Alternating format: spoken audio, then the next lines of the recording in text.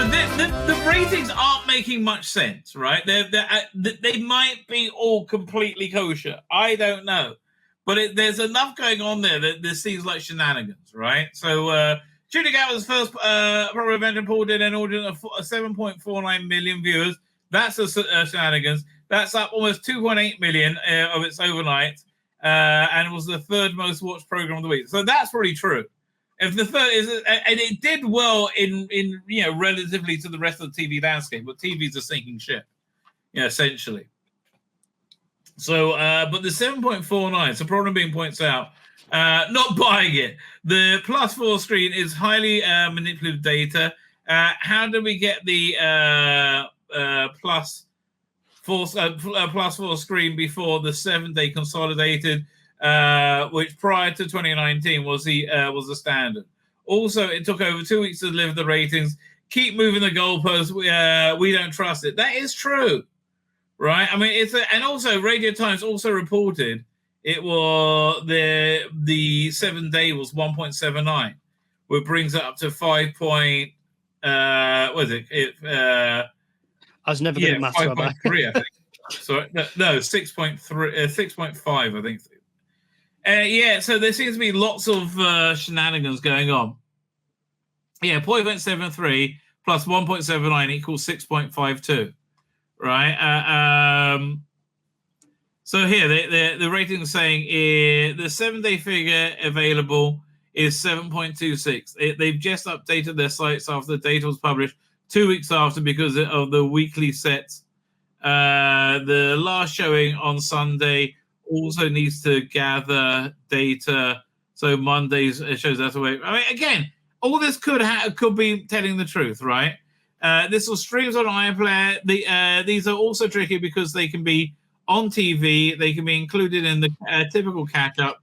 There are some repeat streamers too, so you need to need filtering out. I believe so. Some will then also be included in platform figures. So problem being says right. So you see why people don't trust these numbers. When they have Radio Times crowing about 10 million views and projecting it, it was for the Christmas special when it was all for the 2005 Doctor Who went on, right? And it was 1.79 streams. And it wasn't even 1.79 streams, right? It was 1.79 streams of 1 minute or more.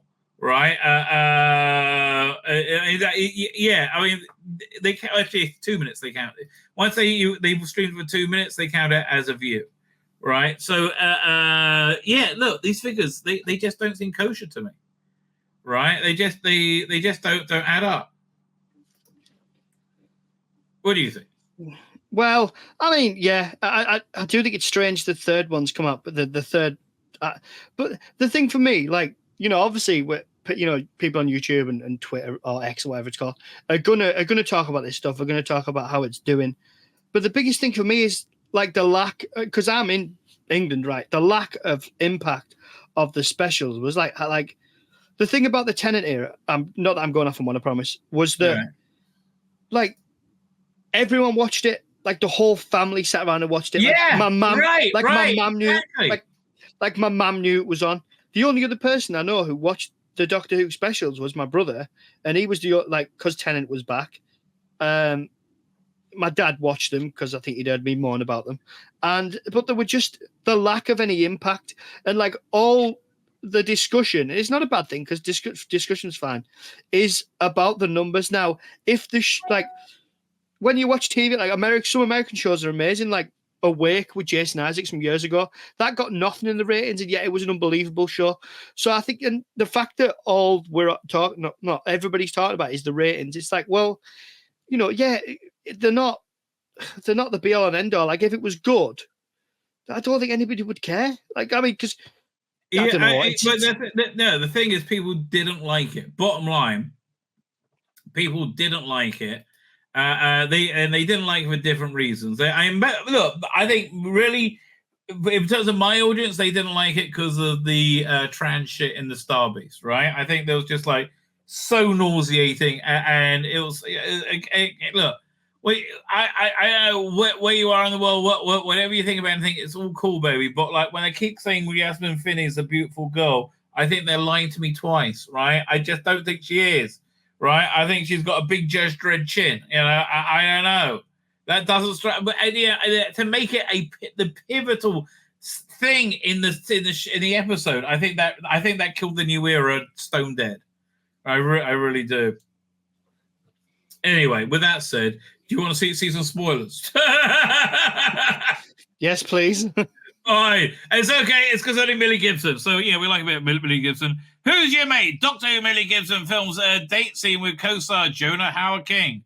Oh, what type of date is it? Is it a happy ending? Doctor Who puts a new spin on Beauty and the Beast as filming is underway in Wales. Millie Gibson, actress 19, who plays Ruby Sunday. I tell you, she's my favourite companion for a long time.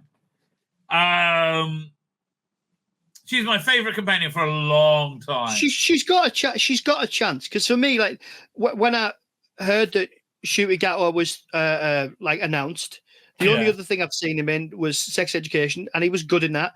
Played to a lot of his strengths, and I hope that he get the writing's good enough that it gives him a chance. I don't think it will be, but I hope it gives him a chance because for me, this has really been really hopeful. And I'm trying my hardest.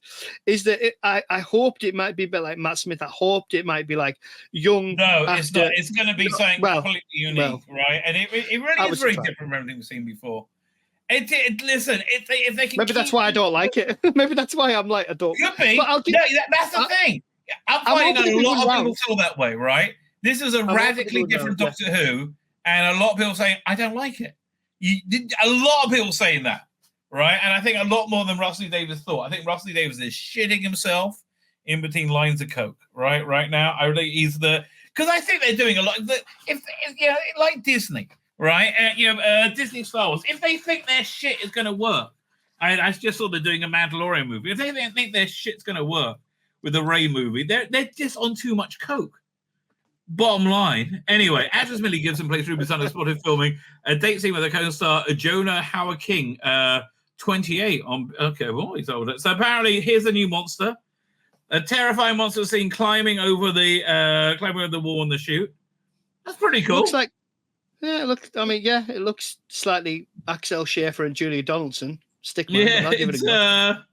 It looks. And why has Millie Gibson got a better looking sonic screwdriver than the Doctor in that picture? It looks a bit. Know. Is it just a flaw? I don't know. A lipstick. I can't tell. Look, I think we've discovered that Sonic should be phallic shaped, right? Essentially, I wasn't so against the different shaped Sonic, but everybody's looked at it other than me and said, "Oh, that's shit." So but then again, I'm all up for them trying new things. Just, I don't know, I want it to work, actually. All right, okay, so let me finish. However, it appeared that the pair were in for a nasty surprise when a terrifying monster was seen climbing over the wall.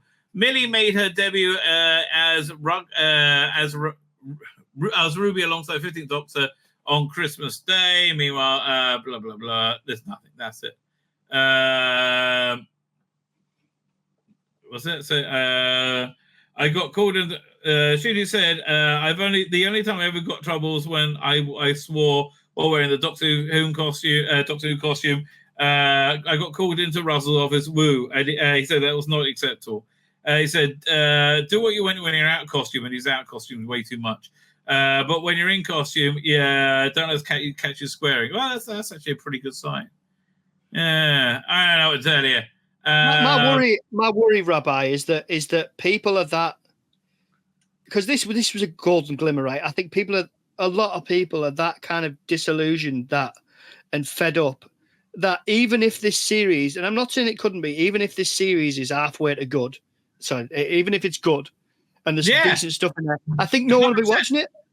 Well, that's why I think the Shooter's episode got such a negative reception.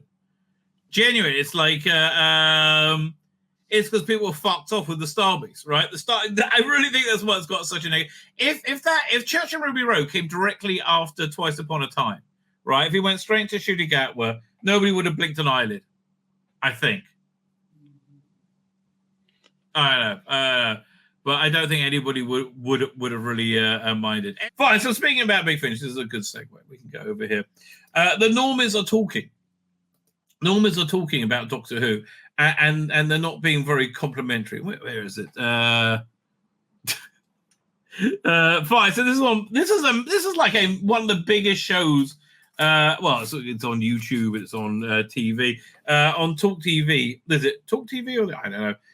Piers Morgan Uncensored. He had Douglas Murray fill in for the week, and they were talking to what's his name, the First Master, who was not Delgado, obviously, but the Doctor who opposite the First Master, and he will tell you the story right now. That brings me on to Doctor Who, because you've been involved in Doctor Who, and Doctor Who in recent years really has been following the advice of Eric Cartman in that clip, and they've been put a chick in it, make it lame, make it gay, putting a chick in everything and making it lame and as gay as possible, and not in a good way. What has happened to it, and what was your own experience with Doctor Who? Well, I had no experience of Doctor Who until I was asked to play the Master by Big Finish, and I signed a letter asking Stonewall for a debate and defending J.K. Rowling from having death threats. And I thought everyone else in the world would sign it, but apparently not. Yeah, look, why? Because you're marred in a reality where you think people should be normal. No, we don't live in that reality anymore, right? We live in a markedly different reality where people are just weird, right? People are just deeply, deeply weird. And apparently then a petition was sent to this organisation, and I was ceremoniously dumped, but I wasn't even told. So I've heard nothing from them. Honestly, look, I've got a lot of respect for Nick Briggs. I really think he's a very moral and honourable person. I genuinely do. This story sounds terrible, right? This story sounds absolutely terrible, right? And even if you were going to fire him from this role of the Master, even though you recorded a bunch with him in it, even if you're going to sit down like a man and talk to him about it, for goodness sake, right? It's disgraceful, right? It was really genuinely disgraceful. So you weren't in Doctor Who because you supported J.K. Rowling? They erased me from I found out because they'd erased me from the front of the CDs. They did yeah, that was on the Fourth Doctor one. What's his name again? I got it right in front of me. It is I'm looking for the card. It is he's on the cover. James Dreyfus. Okay, James Dreyfus. A show called Masterful, which had a compilation of all the Masters that had been played on audio and thing, and I was left out of that. And all they did was put out this rather ambiguous message that transphobia will not be tolerated in any shape or form, which basically said, we believe you are a transphobe. And why are they even in this business, James? I mean, let me just... Yeah, again, Douglas, you're asking good, mate. Right? Look, what's this got to do with fucking Daleks? Right? What does this have to do with it? Play you a quick clip. This is something from the new Doctor Who. I can't understand how anyone thinks this is entertainment. Let's roll this. Yes, the meat. And this is not even close to the most egregious part of the story. I promise I can help him get home and then you'll never see me again. You're assuming he as a pronoun. Oh, fuck off, Yasmin! And really, that should be what is said after she says the vast majority of things like, oh, fuck off, Yasmin. Oh, what a beautiful girl. Where? What? But behind the bloke in the dress? No, the bloke in the dress. Really? She's not a beautiful girl. True. Yes, sorry. No, not true. Lie. Good point. Are you he? Bad point. Or she? Or they? My chosen pronoun is the definite article. I am always the meep. This is instruction, not entertainment. And that's why it's boring as hell, right? That is why it's boring. It's and yeah, it is because it's not entertainment. Well, of course it is. It's. I mean, I've always said, that this pronoun business is not a question; it's a test. It's a test, and it's now become sort of 100%. It's a purity test. I agree with that completely, right? And it's weird as hell, right? It is just weird as hell. Regular daily life. I mean, the fact of the matter is still, the vast majority of people don't understand all this. Children don't understand it. I've had members of my family, younger members, completely confused by this stuff, and I don't really understand what's it got to do with. It seems like it's no longer just entertainment. It always has to have some sort of message, and the message is quite niche. Yes. I mean, but here's the thing, right? Before you put, Rusty Davis, I'll give him a pass for this because he would have filled this role. Even though the stuff I think he did was pretty dark, even though I still quite like the Shooting Gatware episode, right? But these new writers, until you can craft a good story, and you can do it over and over and over again, your job, right? Until you can do that, don't tell me your opinions are low, because frankly, you're a fucking moron, most of you. As niche as possible, it seems, and as unamusing as possible, and as bland as possible, and as predictable as possible. It's like... Yeah. You just described the 60th anniversary, a dour, bland fest. An entire culture is just sort of made to be exactly the same across the board. And it's so the opposite of Doctor Who, right? This conformity. Oh, Problem Being's here. By the way, you want to listen to the great Doctor Who? Head over to his channel. You're a moderator, right? And check out what's it called again? Misshapen Planet. I really enjoyed it. I really props to the music on it, and it's so good, right? It's very rare that I hear a music soundtrack and go, well, that really elevated the whole thing. That's real Doctor Who for you, right? I had no idea. And this is good, right? This is a really good thing. I had no idea that Douglas Murray was gay, right? Until probably just told me. And yeah, why would I? Why would I have any idea? I didn't know that Jeremy Brett was gay, right? Why would I? Yeah, that's how it seems to me. But the only positive I can see out of this, Douglas, is that eventually, this mask will slip. This niche will be burrowed into so deeply that people cannot ignore it any longer. So I'm hoping that this is a circle that. And I think we're nearly at the end of the circle. I really do. And I know this is like insane optimism, but I do. I really feel that look, here's the thing. Once the AI creation tools really get out there, and they're going to get out there, then they have no choice, right? Because that completely makes content creation egalitarian. That, like, your shit just won't fly, right? If I can get it, look, if I can do a great Capaldi episode and put it on BitTorrent, I will, right? I'm sorry, I will. Will eventually end, and we'll just get back to entertaining people. Actually, this is what I'll do with AI. I will do a Matt Smith episode, right, where he gets he's going through some like reality beam ray or something, and he gets turned into a Troughton episode. Wouldn't that be wild, right? And the screen changes from like widescreen to 4:3. Yeah, and again, AI will be able to do it, baby. I mean, Doctor Who is for children, and it surprises me that they slip this in, because it's obviously nothing to do with Doctor Who. It's to do with this ideology that's happening at the moment. Yeah, that's exactly what it is. And again, the Normans are noticing.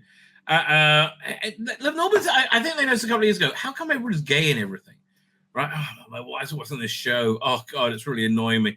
Where it must be from a couple of years ago, because it's got like every character is a different identity, right? You got the gay one, you got the black one, you got the black woman, you got the brown woman, you got the there's every different type of identity in the world, right? And it's why not have it reflect society? How about that? How about doing something crazy like that?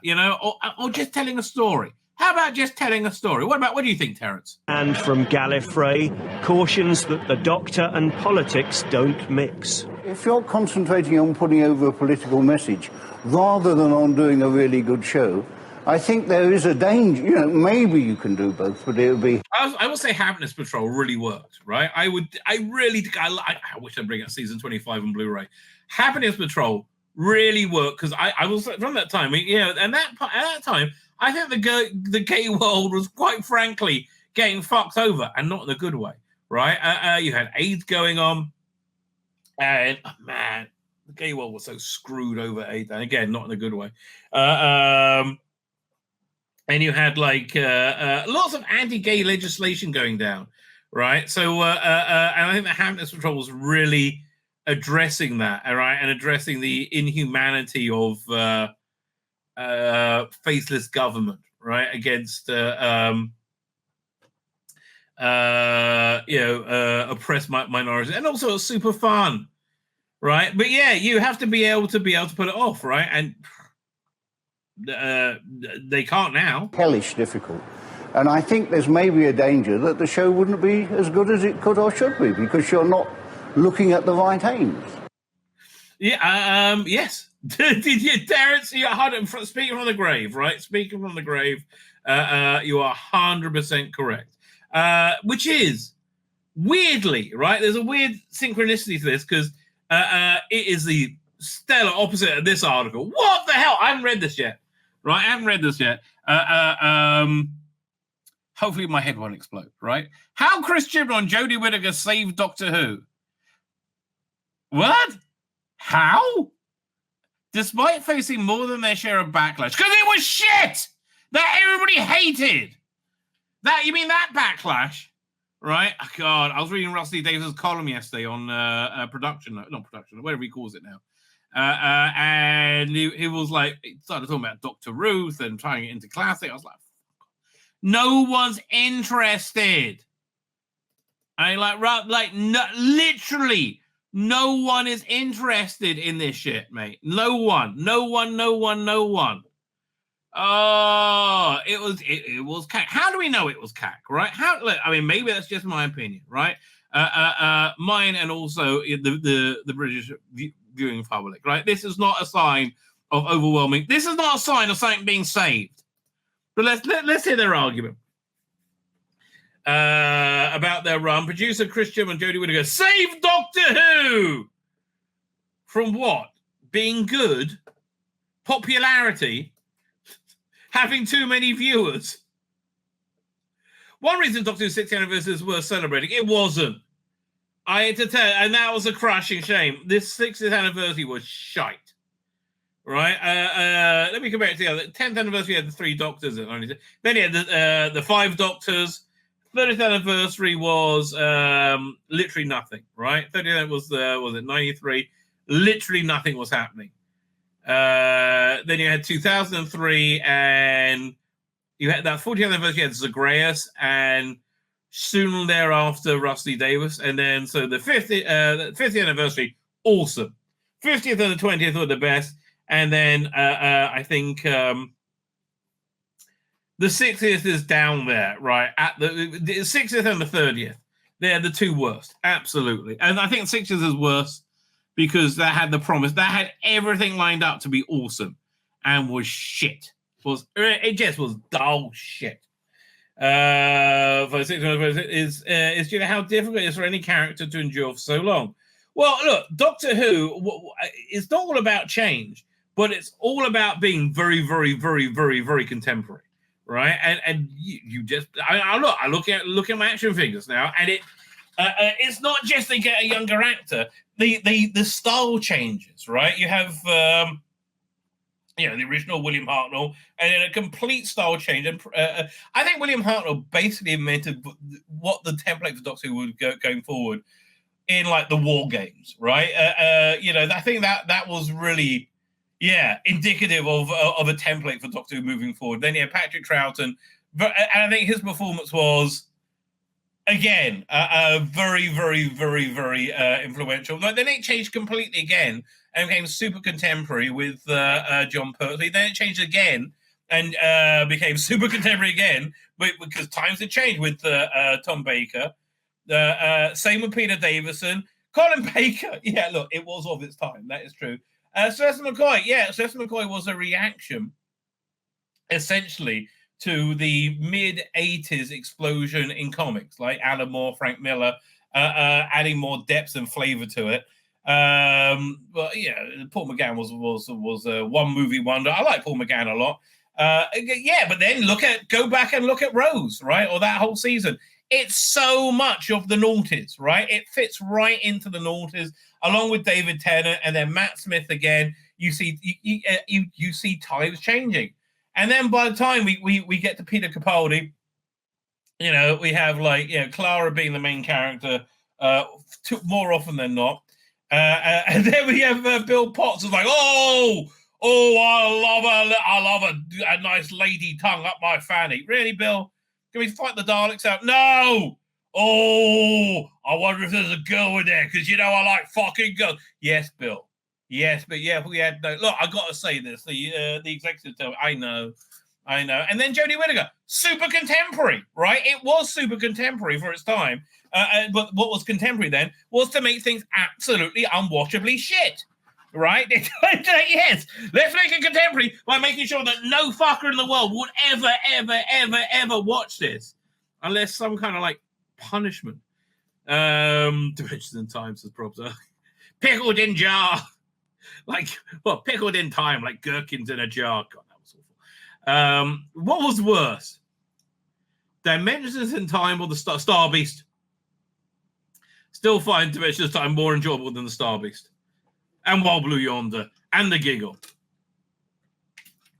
And it was also better because it had less promise of being good. You know, it had less potential. Anyway, where are we up to? Making a single episode of a television is difficult and costly. Oh, it's so hard. It's so hard to make my high profile or highly paid job. Yeah, I know. Wow. It's called work. Do it, you lazy cunt. Yes, work. Wow, I don't like working. I'm too good to work. Can I get some Uyghurs from a concentration camp to do it? Yeah, I guess so. Let alone an entire season of some specials. Fuck off, it's your job. Did you take the job? Did you take the paycheck? Well, shut the fuck up and do the fucking job. Oh, that's what the paycheck's for.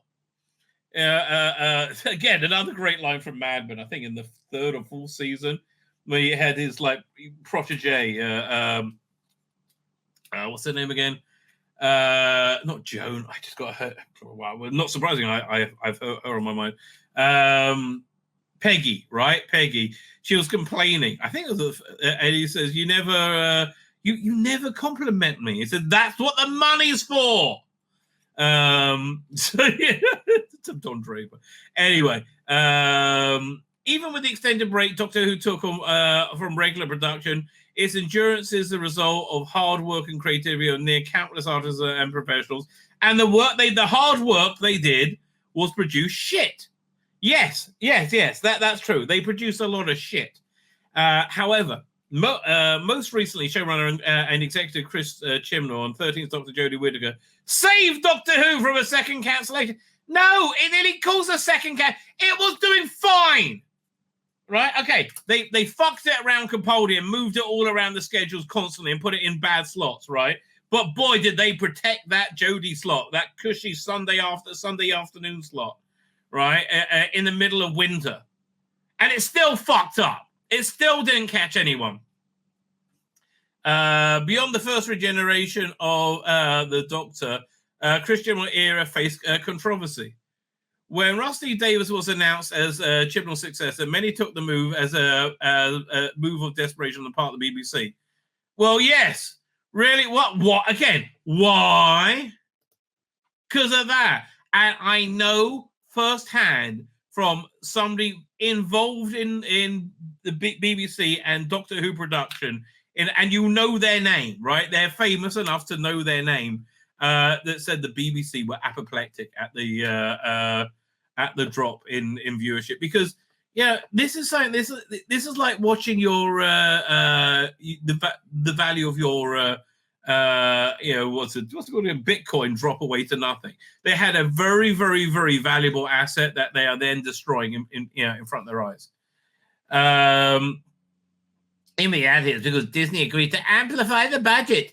They couldn't find anybody, right? The only reason they could sell it to Disney is because Rusty Davis was on board, right? That's the only reason. And yeah, Rusty Davis was totally of the same mindset of Disney. Let's convince kids to cut their dicks off or their tits, right? Yay! At the same time, make the show unwatchable for anybody vaguely normal. Chibnall brought a lot of change to the series. Yes, he made it shit. That's true. Both visually and in the narrative. Yeah, it looked shit. It was shit in every way, right? In every way. Although I have to tell you, the bits of it I liked towards the end. I like Carvanista. I liked the Sontarans. I liked the Cybermen. But yeah, fine. So beyond the sci-fi concepts, the stories were less subtle with the moral lesson found in the show from the beginning. Yeah, and again, why am I learning morality from my moral inferiors? And I'm sorry, Jodie Whittaker, you are my moral inferior. Chris Chibnall, you are my moral inferior. How do I know? I've seen your morality, and it's ridiculous, right? And the people you're lecturing mostly are your moral superiors. Where we go? Where it's unclear what the budget was of Chris Chibnall seasons were, the episodes still look like money. And again, there's really the look of 2005 is totally adequate. Totally, I actually think it looks better in a lot of ways. Still, when Davis returned to the series, he helped relaunch it in 2005. Critical fans thought this meant a complete reboot or other storyline would retcon Chibnall's and Whittaker's Doctor Who existence. Well, he gave you headcanon to be able to do that. He gave you room in your headcanon with that line from the Celestial Toymaker, right? And then you had Shooty talk about being adopted. It seems that Tim, it doesn't make sense he was talking about the Timeless Child, because I only recently found out this is not recent. Like Timeless Child was a long time before the Church on Ruby Road. Returned to help relaunch. Thankfully, that hasn't happened. Well, again, no. What's happened is that Rusty Davis has removed canon, right? Has removed fixed points in history. There is no set canon anymore, right? And I think that's, and also I think he's divided he's separated this character out to be a different character, the bi-regeneration thing, which I just don't think works at all. So yeah, thankfully that hasn't happened. That's a very subjective response, right? That's very, very subjective. I think it has happened, right? Was it Chibnall's final season amounted to 6 episodes and 3 specials over 2 years, while the reduced episode count was also criticized. Doctor Who fans and critics almost got nothing at all, which would have been better. Fuck me, that would have been so much better. Jodie Whittaker was just a disaster.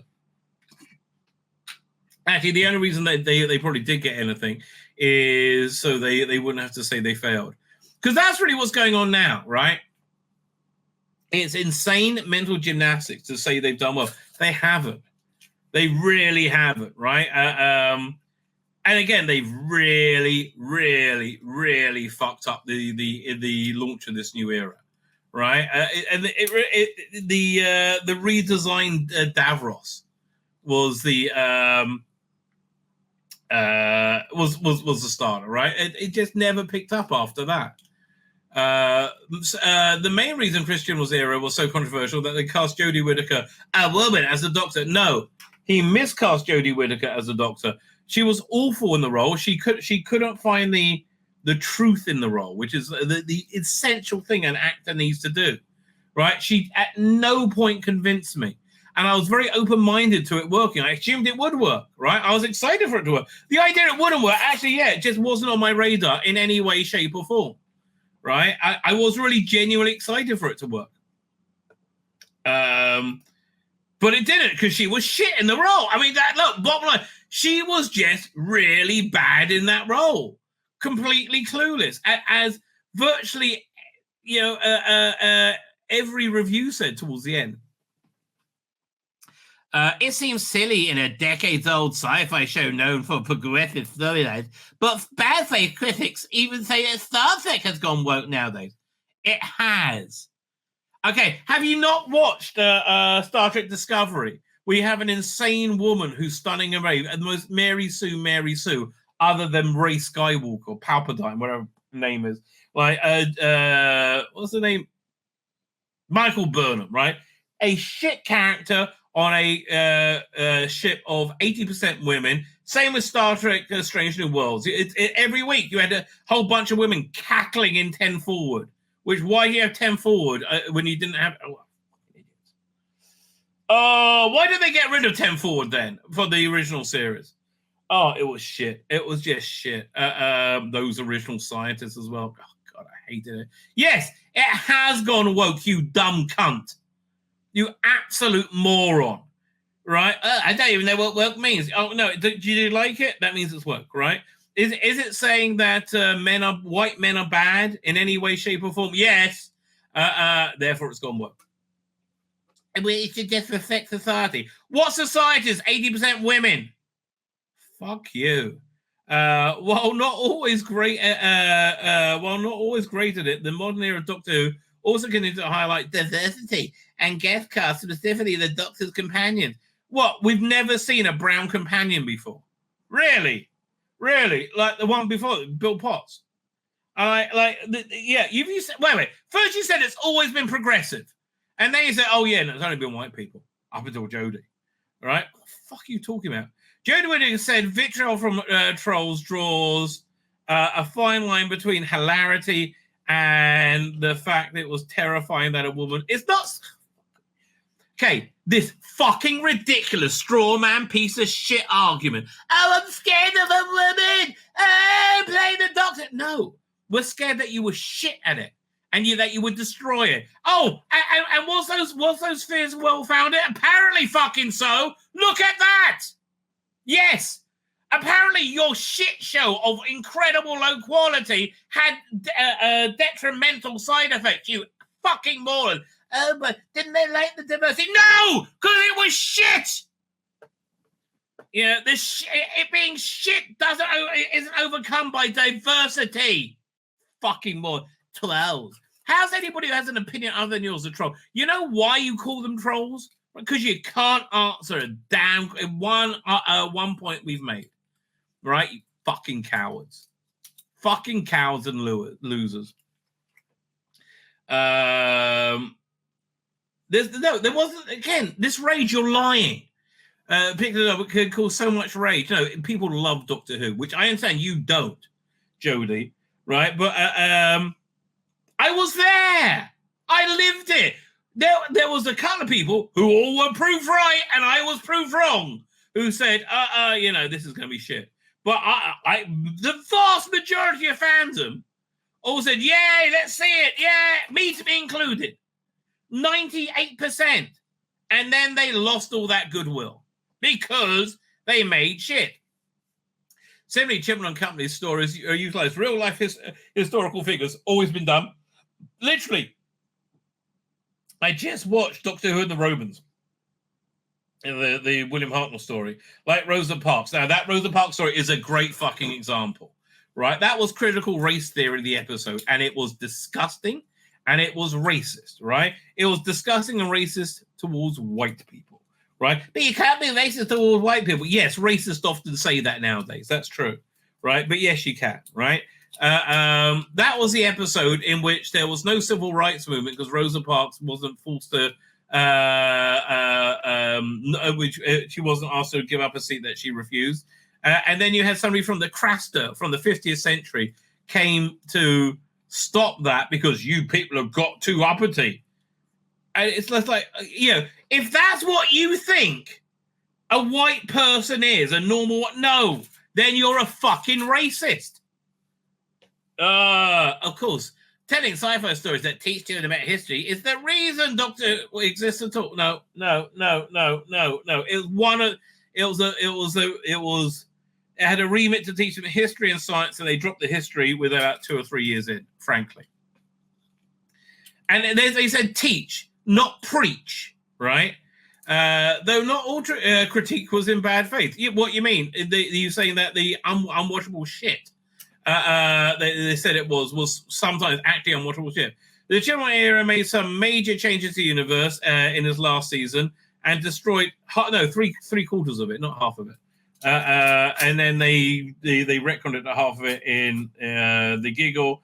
And then again, I think they retconned it all away in that line, frankly. Beyond the flux of the Timeless Child, the Chibnall era marked the departure of the look of the series. So yeah, it looked shit too.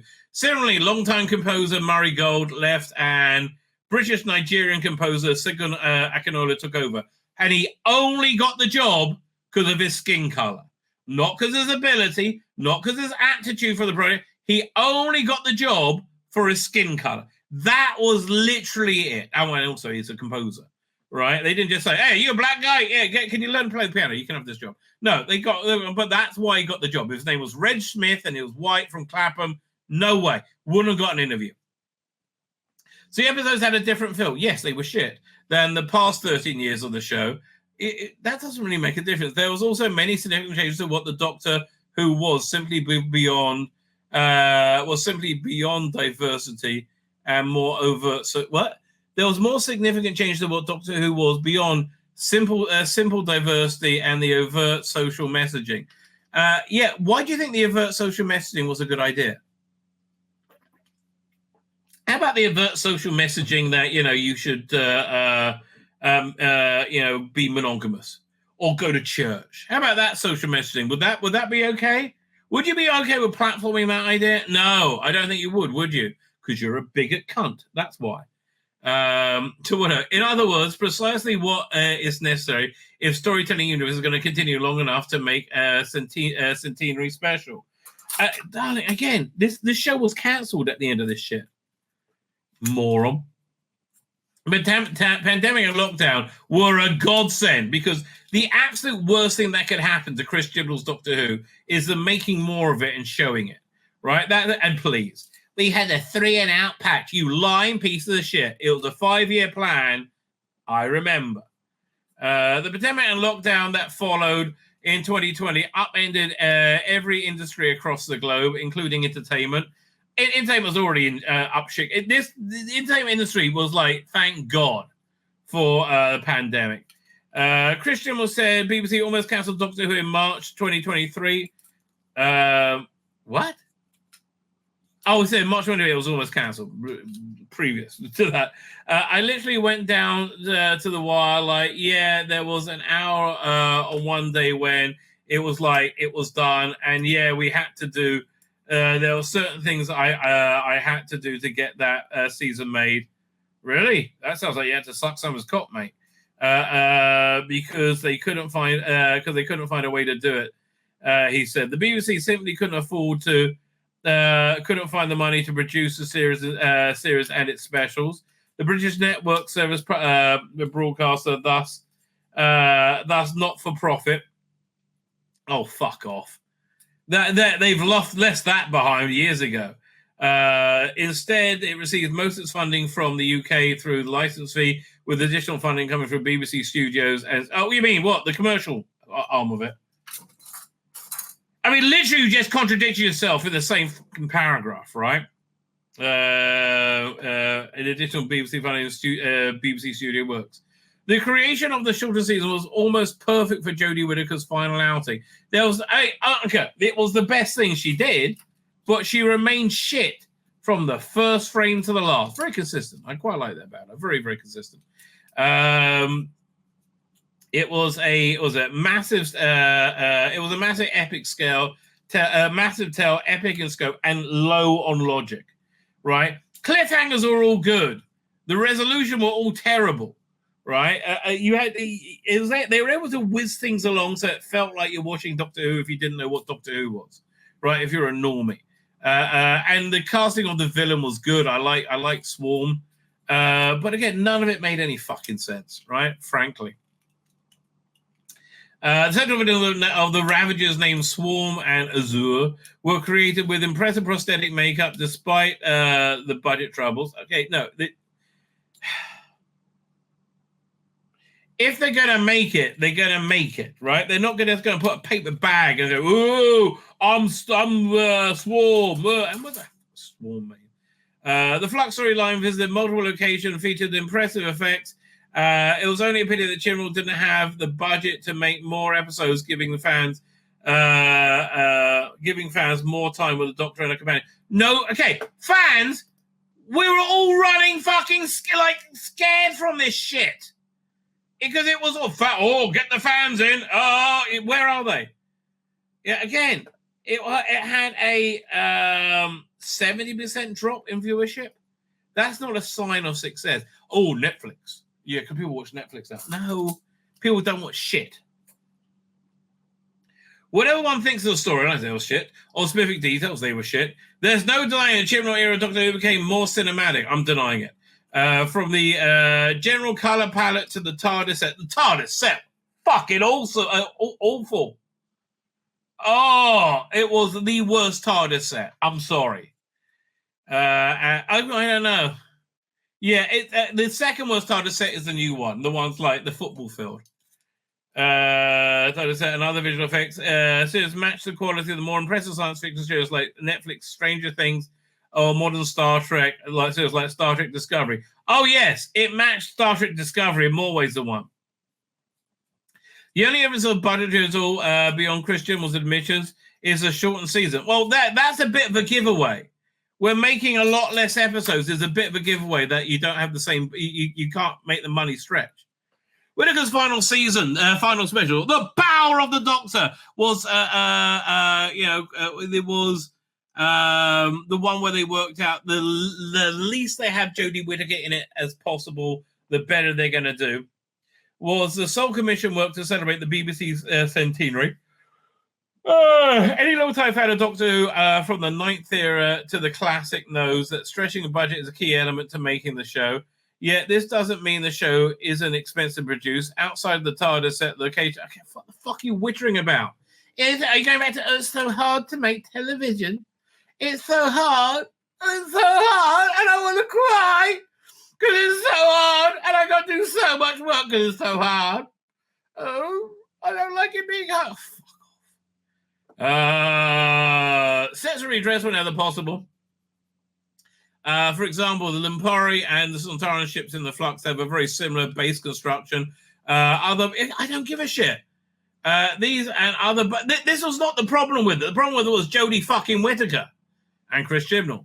These other budget-saving tricks were employed along with creative scheduling and such other tricks to make 6-episode adventure feel like the biggest Doctor ever. It didn't. Biggest Doctor adventure yet. The best trick Chibnall and Whittaker pulled off, however, was how Emily rewatchable. No one's ever rewatched it. Shut up. Both the Flux and the adjacent specials are. No one's ever rewatched them. It wasn't enough for fans of the 13th Doctor, but they can enjoy the stories more than once. No. At this point, this is just you lying, right? Like, why did it feel? Look at this idiot smug expression, right? On all three of them. Fuck me. Free feminist losers of the apocalypse. The return of David Tennant as the 14th Doctor, in part a return to form of Doctor Who. What do you mean return to form? You said it was the bestest ever. This isn't like Chibnall and Moffat era's were drastic departure. Well, Moffat era was fantastic, but Chibnall was. And you just spent the whole article saying the Chibnall era was a massive departure. Either simply it's a former Doctor and former companion reuniting with a former showrunner in celebration of the show, and it wasn't. Shooting Out was season 1, which feels like a Disney directive. Not only takes the show in a fresh direction, not only not one of the 4 Russell T Davies special neglects to refer to.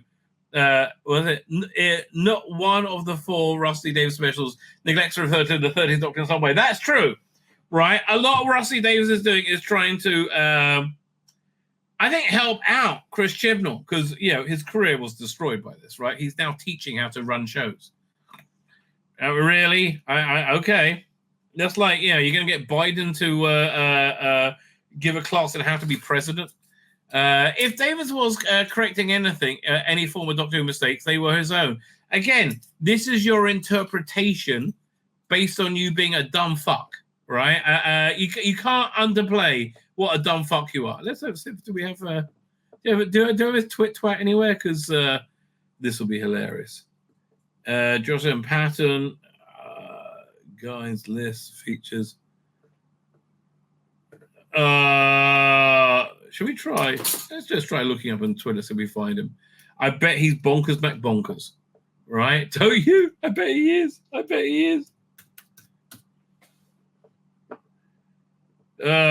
a look. Josh. Oh, that's him! Blimey! Let's see if we got like all this Trump derangement syndrome. What? For years, I'd write prose fiction stories about original superhero characters. I mean, this looks shit. I mean, again, this is what's wrong with comics. Look at this shit. Look at that. I mean, that looks like shit. So I'm just trying to grab. Before Trump's January 6th hostages turn, which he plainly took from reading news about Hamas hostages, you probably have to go back to the 1970 fringe leftists to talk to convicted prisoners as hostages. Yet another sign of the lunatic radicalism entering mainstream. Was it entering the mainstream with loads of help from Meet the Press? What the fuck? Again, now you got to Mark Hamill. Yeah, look at you, mate. Look at you. A warning about Donald Trump in 2024. Yeah. You should not be anywhere near anything sci-fi. If you say this isn't cool, you're lying. No, this is stupid. It was really dumb. If you had built up the character, it might have worked, but it was just dumb. Oh, look, who gives a shit? Again, yeah. Well, what a shock. This guy is a cunt. What are we up to? His own mistakes. Specifically, the return of Donna Nova allowing her agency back along with her memories of the Doctor. It had nothing to do with retconning the Flux, the Timeless Children. Again, this is all your bonkers interpretation or any other elements introduced to the Chibnall era. Just as Moffat embraced a foundation Davis laid, the once and future showrunner is giving his predecessor the same respect.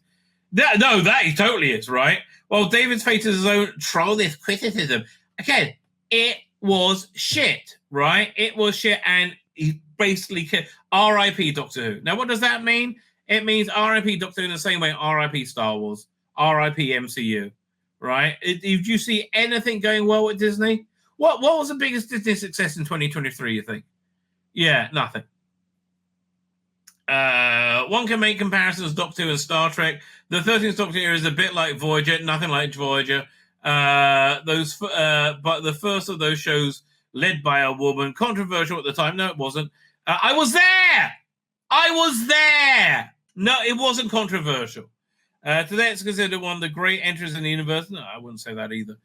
Christian Zero will likely enjoy the same increased appreciation. It never, ever will. The only way, listen, here's the thing. When people watch it, they go, oh, this is unwatchable shit. It's boring, right? It's genuinely boring, right? Yeah, anybody who wants to see the Doctor, the TARDIS, and all the companions continue to tell new stories in new ways owes a debt of gratitude to Chibnall Whittaker. No, we don't. I mean, frankly, I wouldn't take a shit on Whittaker and Chibnall if they're on fire to help put them out, right? I really wouldn't do that, right? Not in a million years, right? Not in a million years.